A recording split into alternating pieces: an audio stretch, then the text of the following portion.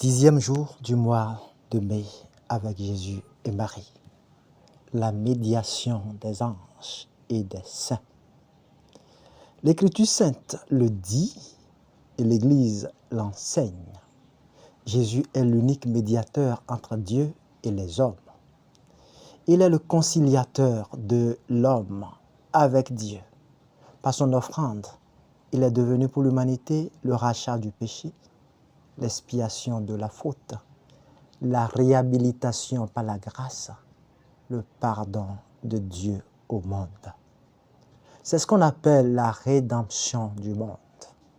Mais rien, nous dit saint Thomas d'Aquin, n'empêche que quelques autres soient appelés en un sens médiateurs entre Dieu et les hommes en tant qu'ils coopèrent à l'union de l'homme avec Dieu dispositivement et par leur ministère. C'est Dieu lui-même qui dispose à cet état.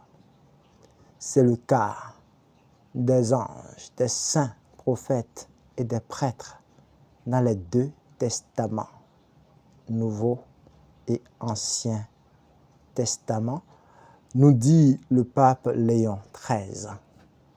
Pour réconcilier les hommes avec Dieu, Marie est disposée à agir plus efficacement que toute autre personne parce qu'elle a donné aux hommes le Sauveur par son consentement à Dieu au nom de tout le genre humain.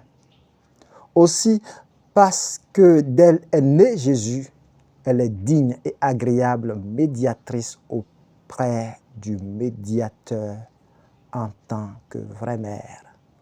Elle est l'instrument de grâce divine employé par Dieu pour sauver les hommes par la médiation de Jésus. Ainsi, saint Augustin souligne que la chair de Jésus est la chair de Marie. Et quoique exaltée par la gloire de la résurrection, la nature de cette chair est restée et demeure la même qui a été prise en Marie. Marie est en ce sens une médiation de Dieu, un moyen employé par Dieu pour sauver l'humanité. En outre, en tant que nouvelle Ève, lors de la récréation du monde, du rachat de l'homme par Jésus, le nouvel Adam, Marie constitue une aide pour Jésus, salut du monde.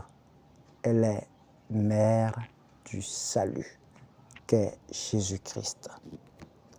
En ce sens, nous dit Léon XIII, l'intercession de Marie, comme aux noces de Cana, bien loin d'être en quelque sorte incompatible avec l'honneur dû à Dieu, l'intercession de Marie est au contraire celle qui peut le plus facilement toucher Dieu et nous le rendre plus favorable en celle qui est pleine de grâce dans le don de Dieu pour les hommes. Il faut s'adresser à Dieu comme à la source de tous les biens et au Saint en tant qu'intercesseur. Par la prière des anges et des saints et par leur mérite, nos demandes sont exaucées. C'est pourquoi il est dit dans l'Apocalypse que la fumée des parfums se leva avec les prières des saints de la main de l'ange devant Dieu. Apocalypse 8, 4. Or, nous dit Léon XIII, quel est l'habitant du ciel qui oserait rivaliser avec l'auguste mère de Dieu? Ave Maria. Cet enseignement est inspiré de l'enseignement du pape Léon XIII.